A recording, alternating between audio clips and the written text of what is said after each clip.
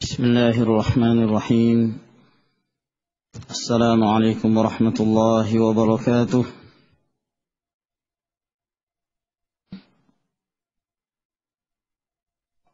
إن الحمد لله نحمده ونستعينه ونستغفره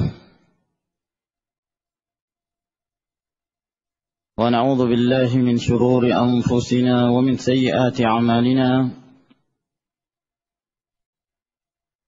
من يهده الله فلا مضل له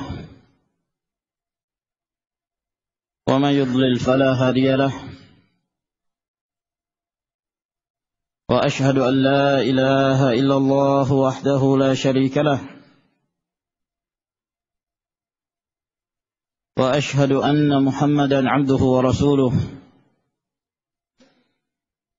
يا أيها الذين آمنوا اتقوا الله حق تقاته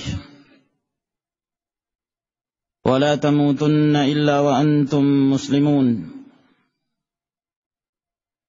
يا أيها الناس اتقوا ربكم الذي خلقكم من نفس واحدة وخلق منها زوجها وبث منهما رجالا كثيرا ونساء واتقوا الله الذي تساءلون به والأرحام إن الله كان عليكم رقيبا. يا أيها الذين آمنوا اتقوا الله وقولوا قولا سديدا يصلح لكم أعمالكم ويغفر لكم ذنوبكم. ومن يطع الله ورسوله فقد فاز فوزا عظيما. أما بعد فإن أصدق الحديث كتاب الله عز وجل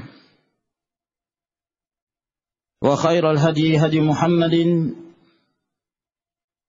صلى الله عليه وعلى آله وسلم وشر الأمور محدثاتها فإن كل محدثة بدعة وكل بدعة ضلالة وكل ضلالة في النار. معاشر المسلمين والmuslimat rahimakumullah. Kita bersyukur kepada Allah Subhanahu wa taala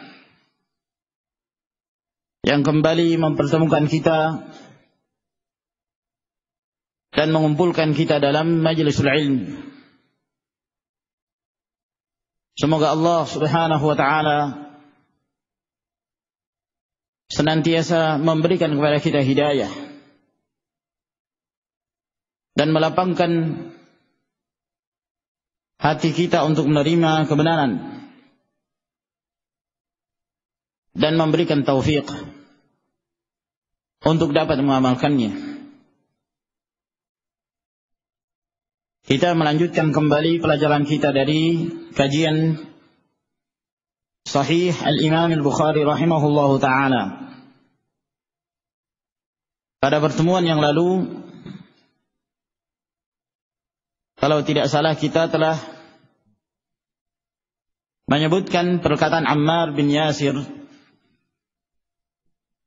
radhiyallahu ta'ala anhu yang diriwayatkan oleh Imam Al-Bukhari dalam bentuk hadis muallaq, di mana Ammar mengatakan bahwa ada 3 perkara yang apabila seseorang mengumpulkan ketiga perkara tersebut, maka sungguh dia telah mengumpulkan keimanan yang sempurna. Yang pertama adalah al-insaf, berbuat insaf terhadap diri dengan membimbing diri kita kepada kebaikan dan kepada ketaatan kepada Allah Subhanahu wa taala. Yang kedua adalah menebarkan salam kepada seluruh alam. Dan yang ketiga adalah berinfak dalam keadaan dia sangat butuh. Kita melanjutkan kembali kepada hadis yang disebutkan oleh Imam Al-Bukhari rahimahullahu taala. Berkata Imam Abu Abdullah Muhammad bin Ismail ibn Ibrahim bin Al-Mughirah ibn Bardizbah Al-Ju'fi Al-Bukhari rahimahullahu taala, haddatsana Qutaibah, telah memberitakan kepada kami Qutaibah bin Sa'id ibn Tarif Abu Raja Al-Thaqafi Al-Baghlani. Qala haddatsana Al-Laits, beliau berkata telah memberitakan kepada kami Al-Laits, dan beliau adalah Al-Laits bin Sa'ad Abul Harith Al-Fahmi, alimnya negeri Mesir pada zamannya, dan beliau seorang mufti di antara qarinnya Imam Malik rahimahullahu taala. An Yazid ibn Abi Habib, dari Yazid bin Abi Habib Abu Raja Al-Misri. An Abil Khairi, dari Abu Khair Marthad bin Abdullah Al-Yazani, thiqah, dari kalangan tabi'in.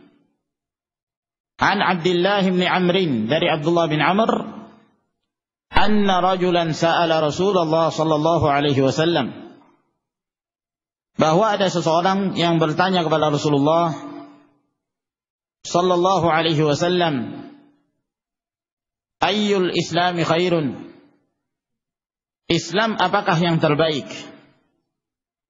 Qala, maka jawab Nabi sallallahu alaihi wasallam, tut'imu ta'ama, yaitu engkau memberikan makan, wa taqra'us salama ala man arafta wa man lam ta'rif, dan engkau menebarkan salam kepada kaum muslimin, baik terhadap yang engkau kenal maupun terhadap yang tidak engkau kenal.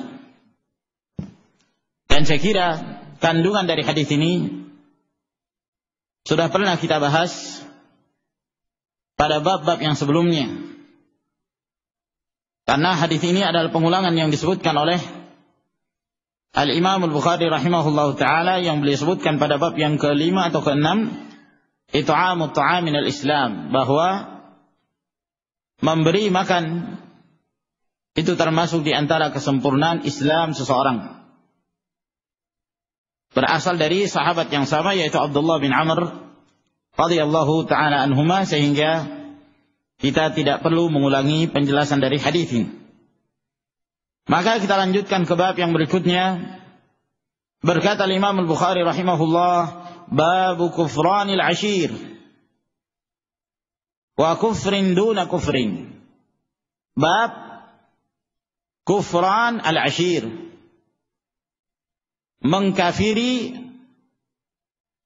atau mengingkari al-ashir. Dan yang dimaksud al-ashir di sini adalah suami. Suami disebabkan karena suami tersebut bergaul dengan istrinya. Seorang yang bergaul dengan keluarganya dinamakan mu'ashir. Allah Subhanahu wa ta'ala berfirman di dalam Al-Qur'an Al-Karim, wa'ashiruhunna bil ma'ruf, dan bergaullah dengan istri-istri kalian dengan cara yang ma'ruf. Maka suami juga disebut dengan istilah al-ashir, sebagaimana akan disebutkan nanti dari hadis Nabi sallallahu alaihi wa ala alihi wasallam. Wa kufrin duna kufrin, dan kekafiran yang di bawah tingkat kekafiran. Yang dimaksud oleh beliau adalah kekafiran yang tidak mengeluarkan seorang itu dari Islam. Dan di sini beliau hendak memberikan isyarah untuk menjelaskan kepada kita bahwa kata-kata al-kufru, kata-kata kekafiran di dalam Islam itu terbagi menjadi dua. Ada kufrun akbar, kekafiran besar yang mengeluarkan seorang dari Islam. Dan itu adalah kufur hakiki. Ada pula kufur asghar, kufur yang kecil. Disebut dengan kufur asghar bukan disebabkan karena kita menganggap rendah atau menganggap remeh, namun karena kekafiran tersebut tidak sampai mengeluarkan seseorang dari Islam. Atau disebut juga dengan istilah kufrun duna kufrin, kekufuran yang tingkatannya di bawah kekufuran yang mengeluarkan dari Islam. Sebagaimana al-iman, segala perkara-perkara ketaatan yang mendekatkan diri kepada Allah Subhanahu wa taala termasuk dalam keimanan, maka demikian pula kemaksiatan termasuk dalam kekufuran.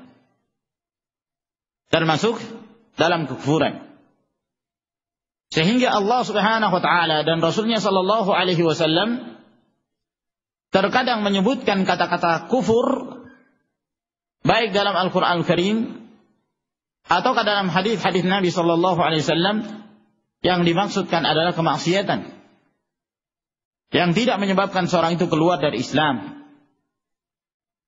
Seperti firman Allah Subhanahu wa taala yang Allah sebutkan dalam suratul Maidah, "Faman lam yahkum bima anzalallah faulaika humul kafirun."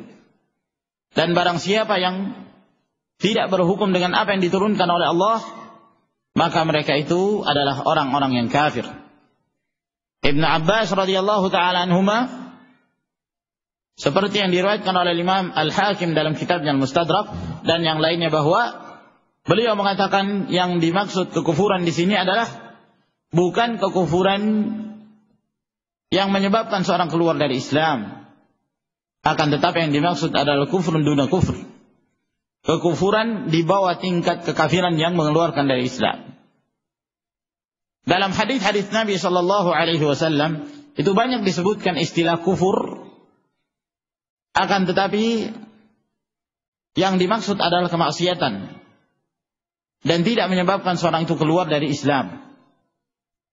Seperti hadis Nabi sallallahu alaihi wasallam yang nanti akan disebutkan insyaallah, bahwa Nabi alaihi salatu wasallam mengatakan, "Sibabul muslim fusuqun wa qitaluhu kufrun."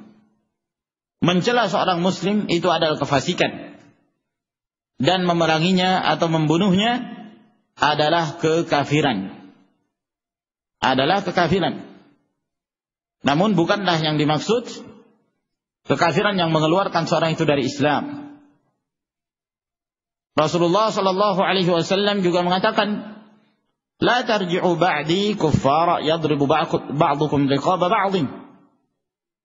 Janganlah kalian kembali menjadi orang-orang yang kafir, sebahagian kalian menebas leher sebagian orang lain dari kaum muslimin. yakni kalian saling bunuh-membunuh. Itu dapat menyebabkan kekufuran.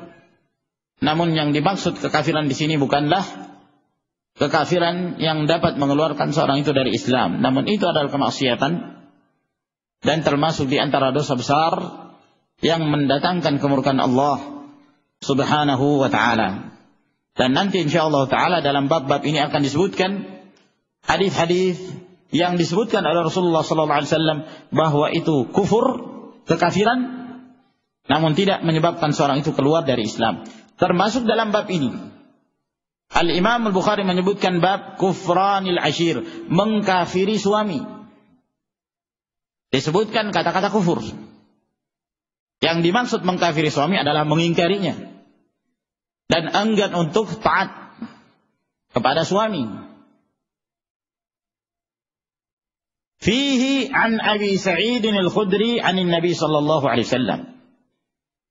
Dan dalam permasalahan ini ada hadis dari Abu Sa'id Al-Khudri dari Nabi sallallahu alaihi wasallam. Yang dimaksud adalah yang semakna dengan hadis yang akan beliau sebutkan ini, dari hadis Ibn Abbas, dan juga datang dari hadis Abu Sa'id Al-Khudri radhiyallahu ta'ala anhu.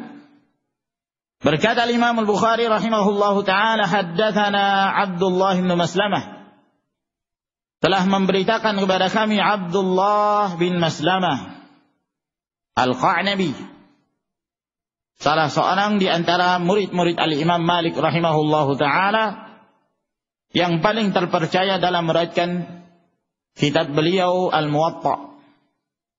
Kitabul Muwatta, apabila Abdullah bin Maslam Al-Qa'nabi, maka beliau sangat terpercaya dalam meriwayatkan hadis-hadis dari Al-Imam Malik rahimahullah.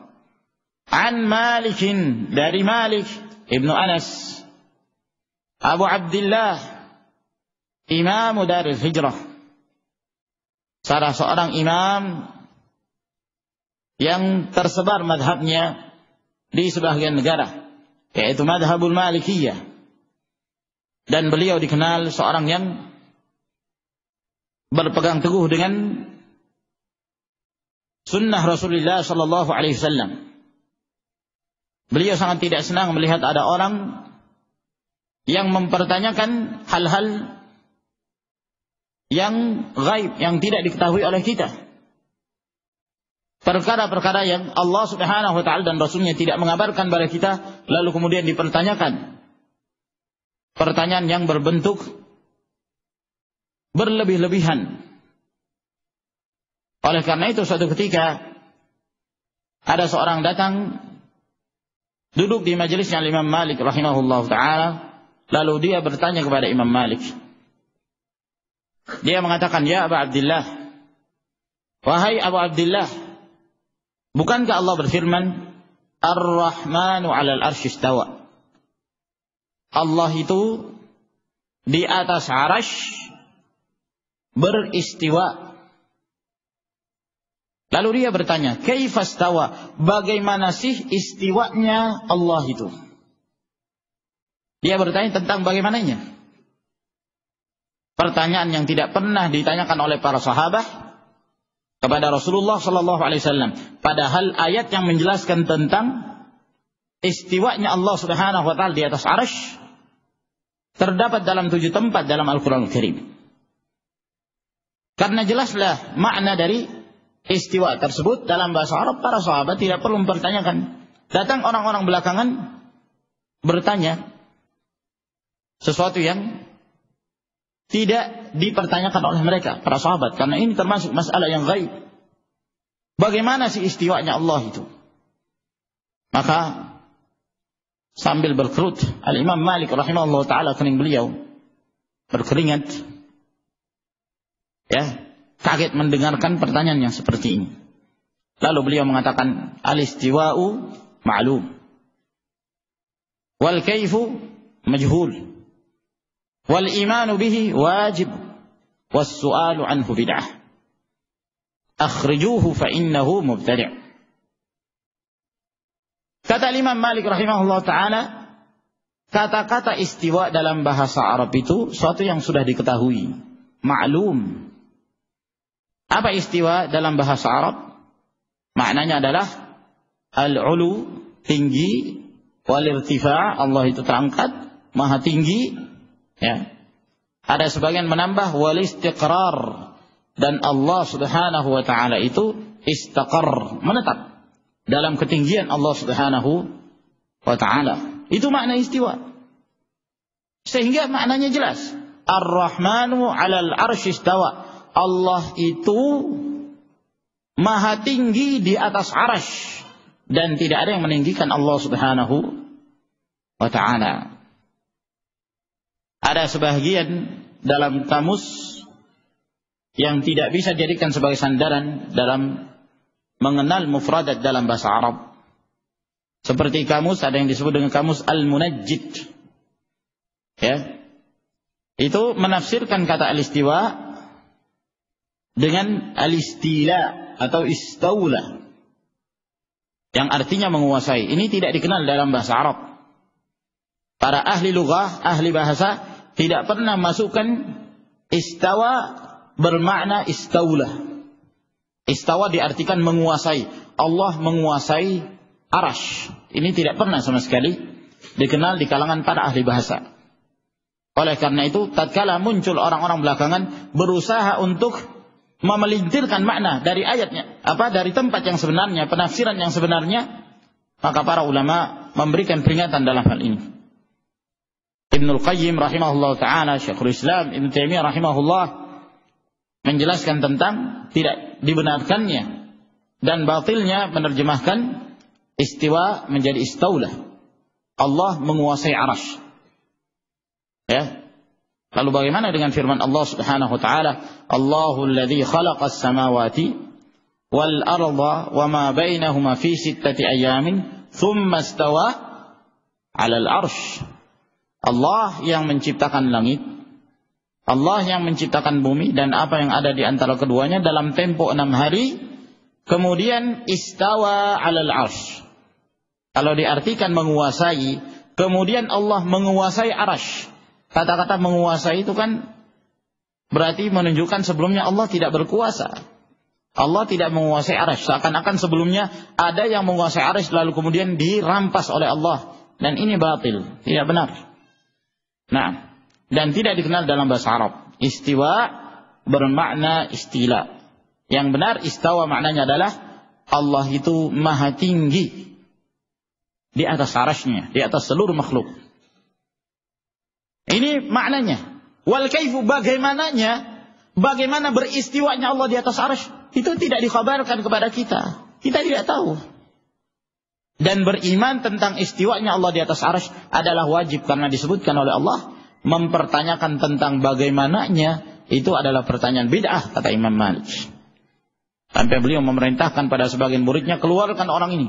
Karena orang ini mubtadi'. Dalam riwayat yang lain beliau mengatakan bahwa orang ini orang yang jahat, mempertanyakan sesuatu yang tidak pernah ditanyakan oleh para sahabat.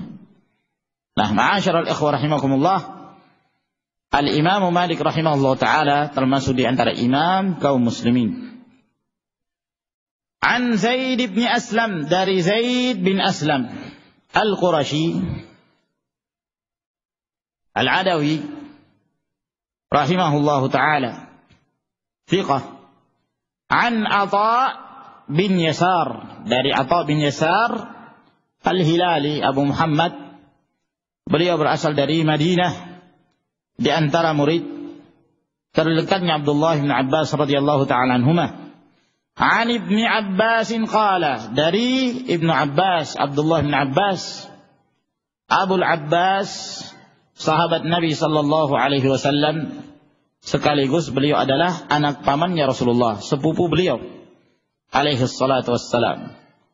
Dan beliau inilah yang pernah didekap oleh Nabi sallallahu alaihi wasallam, dipeluk oleh Rasulullah sambil Rasulullah sallallahu alaihi wasallam berdoa, Allahumma faqihhu fid din, ya Allah faqihkanlah dia di dalam agama, jadikan dia menjadi orang yang benar-benar memahami agama Allah Subhanahu wa taala.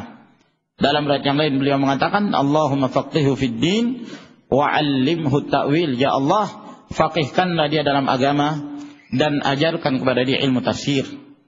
Sehingga Abdullah bin Abbas radhiyallahu ta'ala anhuma menjadi salah satu rujukan dari kalangan para sahabat dalam penafsiran Al-Quranul Karim. Qala, beliau berkata, qala Nabi sallallahu alaihi wa ala alihi wasallam, telah bersabda Nabi sallallahu alaihi wasallam, uritun nara, aku telah diperlihatkan neraka. Fa idza aktsaru ahliha an-nisaa'u yakfurna, dan ternyata penduduk neraka yang paling banyak penduduknya adalah para wanita. Yakfurna, karena mereka itu kafir. Mereka telah berbuat kekafiran. Qila, lalu kemudian ada yang bertanya kepada Rasulullah, ayakfurna billah, apakah mereka itu kufur, telah berbuat kekafiran kepada Allah? Qala, maka jawab Nabi sallallahu alaihi wasallam, yakfurnal ashir, mereka berbuat kafir terhadap suami mereka. Wa yakfurnal ihsan, dan mereka telah berbuat kafir, artinya mereka telah mengingkari al-ihsan, perbuatan kebaikan. Lau ahsanta ila ihdahunna dahra, kalaulah engkau berbuat baik kepada salah seorang dari mereka para wanita sepanjang masa, thumma ra'at minka syai'an, kemudian dia melihat ada yang jelek, sesuatu yang ada padamu? Qalat, maka dia mengatakan, ma ra'aitu minka khairan qattu. Aku tidak pernah melihat kebaikan padamu sedikit pun. Hadis yang diriwayatkan oleh Imam Al-Bukhari rahimahullahu taala ini menjelaskan pada kita tentang beberapa permasalahan. Di antara permasalahan disebutkan oleh Nabi sallallahu alaihi wasallam, beliau mengatakan, uritun nara, aku diperlihatkan neraka. Nah, menunjukkan bahwa Rasulullah sudah pernah melihat neraka, bahkan surga pun telah pernah beliau lihat. Nah, baik pada waktu Mi'raj ataukah dalam kondisi-kondisi tertentu. Ya. Pada waktu beliau melaksanakan salatul kusuf dalam riwayat Al-Imam Al-Bukhari dari Asma bintu Abi Bakar As-Siddiq radhiyallahu taala anhuma, beliau juga pada saat berkhutbah beliau mengatakan, ya, ma min syai'in lam akun urituhu illa qad ra'aituhu hatta al-jannah wan nar fi maqami hadha. Tidaklah ada sesuatu yang belum pernah aku melihat sebelumnya, melainkan aku telah melihat di tempatku sekarang aku berdiri ini. Sampai surga dan neraka pun telah aku lihat. Maka di sini menimbulkan pertanyaan, apakah surga dan neraka itu sudah ada sekarang? Ataukah belum ada? Apakah diciptakan setelah ditegakkannya hari kiamat? Ataukah sudah ada? Terjadi perselisihan antara ahlus sunnah dengan ahlul bid'ah dari kalangan Mu'tazilah. Kaum Mu'tazilah mengatakan bahwa surga dan neraka sekarang belum ada. Ya, diciptakannya nanti. Kalau sudah ditegakkan hari kiamat, baru diciptakan surga dan neraka. Apa alasan mereka? Mereka mengatakan, karena kalau sekarang surga sudah ada, neraka pun sudah ada, sia-sia Allah ciptakan. Allah ciptakan kemudian tidak ada penghuninya. Berarti sia-sia. Tunggu sampai hari kiamat. Nah, berarti surga dan neraka dalam keadaan kosong terus. Tidak ada penghuni. Dan ini menyelisihi pendapat ahlus sunnah wal jamaah. Di mana ahlus sunnah senantiasa berjalan bersama dalil Al-Quran Karim dan hadis-hadis Nabi Sallallahu Alaihi Wasallam dan kesepakatan para sahabat.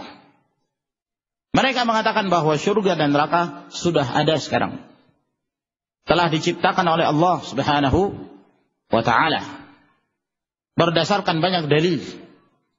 Di antara yang menunjukkan adanya surga dan neraka dan telah diciptakannya, firman Allah Subhanahu wa Ta'ala yang menjelaskan tentang surga, bahwa surga itu telah dipersiapkan untuk orang-orang bertakwa dan neraka telah dipersiapkan untuk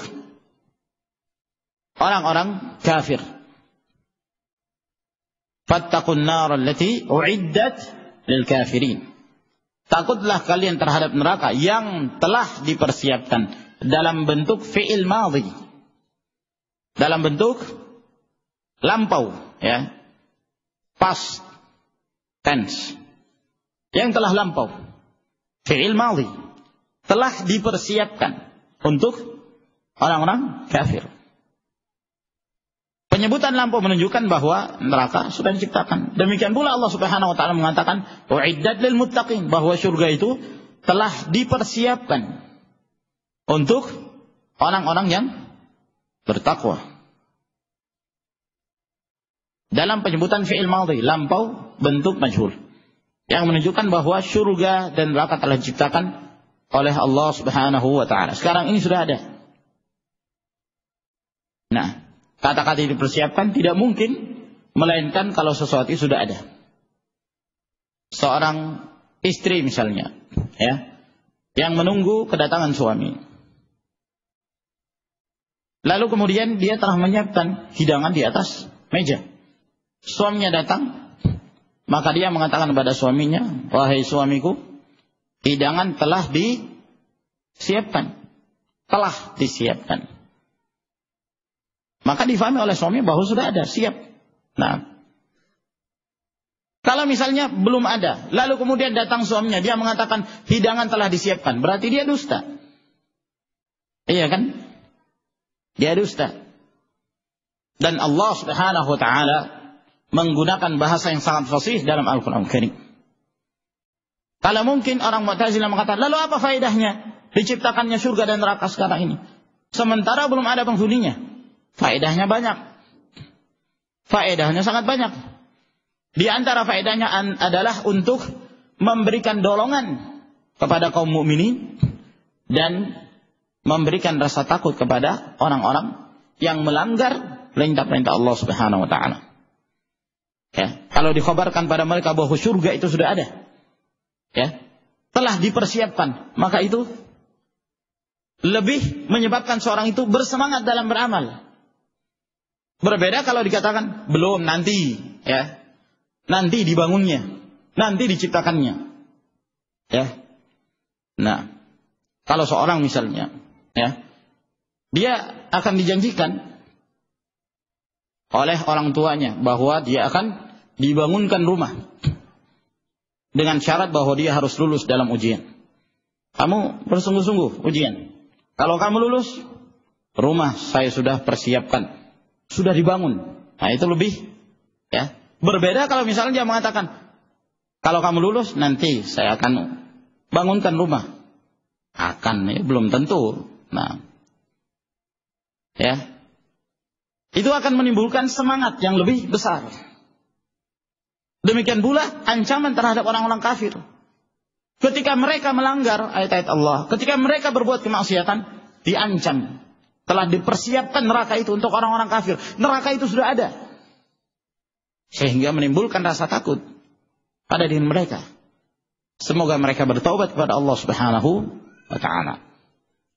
Demikian pula di antara faedahnya bahwa Allah Subhanahu wa taala menjadikan salah satu fitnah di alam barzakh bagi orang-orang kafir bahwa mereka mendapatkan siksaan dengan diperlihatkannya tempat duduk mereka dalam neraka. Allah Jalla wa Ala berfirman tentang Fir'aun dan para pengikutnya.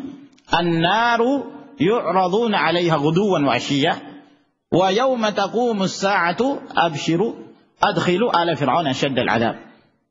Neraka itu sudah diperlihatkan kepada Fir'aun dan para pengikutnya pagi dan petang, ya, terus setiap hari.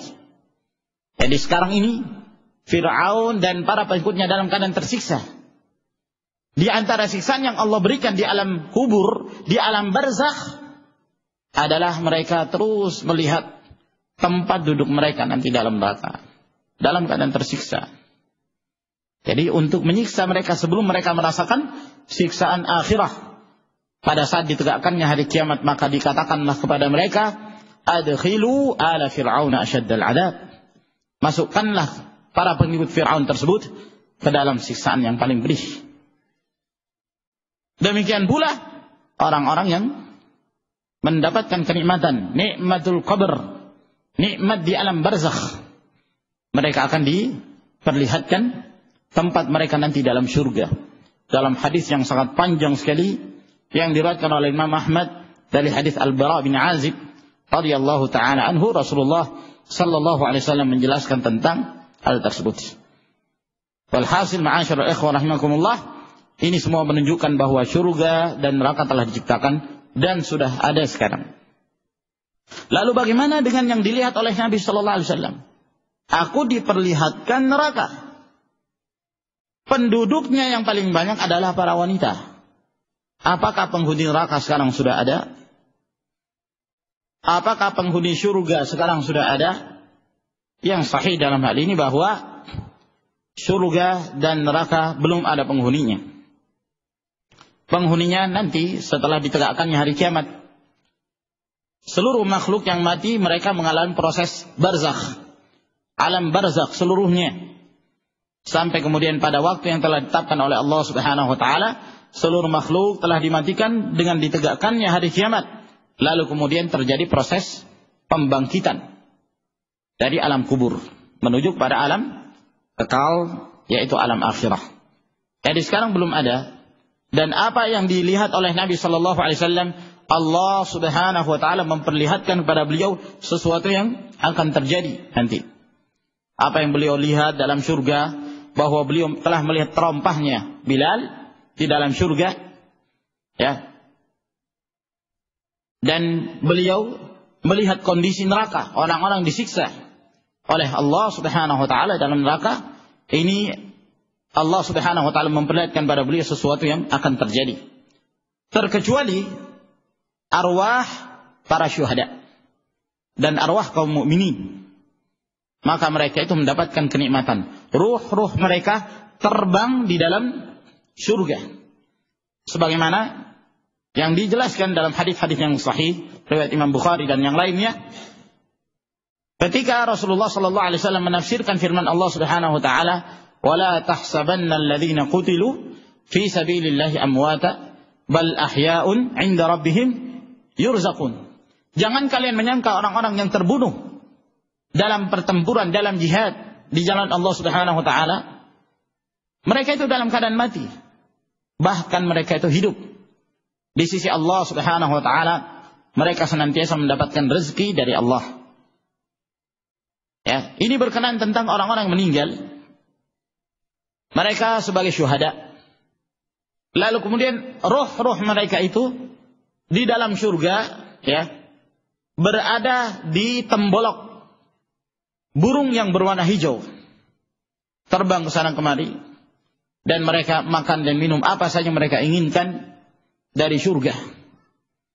Lalu kemudian mereka berkata, kami ingin menyampaikan ini kepada keluarga kami yang ada di dunia. Bagaimana caranya untuk menyampaikan bahwa kami mendapatkan kenikmatan dari Allah Subhanahu wa taala? Tidak perlu mereka bersedih. Kami dalam keadaan bahagia.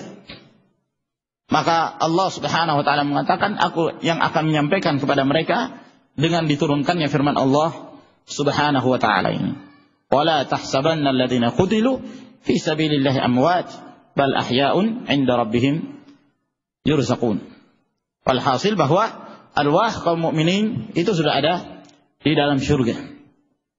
Nah, dan di dalam hadis ini Rasulullah sallallahu alaihi wasallam juga menjelaskan bahwa penduduk neraka yang terbanyak jumlahnya adalah wanita. Nah, terbanyak. Jumlah mereka lebih banyak dari jumlah lelaki. Pertanyaannya adalah, siapakah jumlah yang terbanyak di dalam surga? Jawabannya adalah juga para wanita. Dalam neraka jumlah terbanyak wanita, dalam surga juga jumlah terbanyak adalah para wanita. Kenapa? Karena di dalam surga itu tidak ada orang yang membujang. Nah, semua punya pasangan. Dan pasangannya minimal 2. Ya. Poligami dalam surga. Kenikmatan. Belum lagi dari kalangan para syuhada itu Allah Subhanahu wa taala memberikan 72 bidadari. Dapat satu saja, subhanallah, ya. Apalagi mendapatkan 2, apalagi 70. Nah, tidak bisa dibayangkan kenikmatan yang luar biasa. Nah, tidak ada keletihan di dalam surga, penuh dengan berbagai macam keindahan dan kenikmatan. A'adadtu li'ibadiyas salihin ma la 'ainun ra'at wa la udhun sami'at wa la khatar 'ala qalbi bashar. Dalam riwayat Bukhari dan Muslim, dalam hadis qudsi, Allah Subhanahu wa taala mengatakan, aku telah persiapkan untuk hamba-hambaku yang saleh sesuatu yang tidak pernah dilihat oleh mata, tidak pernah didengarkan oleh telinga, dan tidak tergoreskan dalam diri kita. Kita berusaha membayangkan tentang keindahan surga, nggak bisa. Surga jauh lebih indah dari apa yang kita bayangkan. Nah, walhasil jumlah wanita lebih banyak. Hanya saja wanita dalam surga ada wanita impor, ada wanita asli. Nah, asal dari surga, bidadari. Ada juga bidadari yang mereka itu berasal dari dunia. Karena mereka taat kepada Allah Subhanahu wa taala, maka mereka dimasukkan ke dalam surga Dan apabila mereka bersama dengan keluarga mereka mukminin, maka mereka dikumpulkan kembali dalam surga sebagaimana mereka dikumpulkan di dunia. Dan di dalam hadis ini peringatan dari Nabi sallallahu alaihi wasallam terhadap para wanita, bahwa di antara yang menyebabkan masuknya para wanita ke dalam neraka adalah sikap ingkar, pengingkaran terhadap suami. Ngeyel terhadap suami, suka membantah, suka melalaikan hak-haknya. Kata Nabi sallallahu alaihi wasallam, yakfurnal ashir, mereka telah mengingkari suami mereka. Dari sini hendaklah seorang wanita, seorang istri mengetahui hak-hak suami, bahwa apabila seorang istri tersebut menjadi seorang wanita salihah, dan itu sangat mudah bagi yang dimudahkan oleh Allah Subhanahu wa taala, maka mereka akan mendapatkan kemuliaan. Ad-dunya mata' wa khairu mata'iha al-mar'atu salihah. Dunia itu adalah perhiasan. Sebaik-baik perhiasan dunia adalah seorang wanita yang salihah. Dalam riwayat Imam Muslim dari hadis Abdullah bin Amr. Dalam hadis yang diriwayatkan oleh Imam An-Nasa'i, Abu Dawud dari hadis Ibn Abbas, kata Nabi sallallahu alaihi wasallam, "Ala ukhbirukum bi khairi ma yaknizul mar'u." Maukah aku kabarkan kepada kalian yang terbaik, yang menjadi simpanan harta terbaiknya seorang muslim? Al-mar'atu salihah, yaitu kalau dia memiliki istri yang salihah. Idza nadhara ilaiha sarrathu, wa idza amaraha ata'athu, wa idza ghaba anha hafizathu. Apabila dia melihat kepadanya, menggembirakan, menjadikan suaminya itu gembira memandang pada istrinya.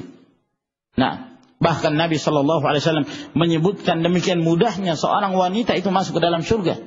Idza shallatil mar'atu khamsaha, wa shamat syahraha, wa hafizat farjaha, wa ata'at ba'laha, qila laha udkhulil jannah min ayyi abwabil jannati syi'ti. Apabila seorang wanita itu salat 5 waktu, puasa di bulan Ramadan, dia memelihara kemaluannya, dan dia taat pada suaminya, pada hari kiamat nanti akan dikatakan kepada sang istri ini, masuklah kamu ke dalam surga dari pintu mana saja dari 8 pintu surga yang kau kehendaki. Subhanallah. Nah, begitulah mereka, dan itu banyak sekali ya. Rasulullah sallallahu alaihi wasallam mengajarkan yang seperti ini, agar kemudian benar-benar yang terjadi sebagaimana yang difirmankan oleh Allah Subhanahu wa taala, "Wa min ayatihi an khalaqa lakum min anfusikum azwajan litaskunu ilaiha." Agar membina sakinah, ketenangan dalam rumah tangga tersebut. Wallahu taala alam bisawab.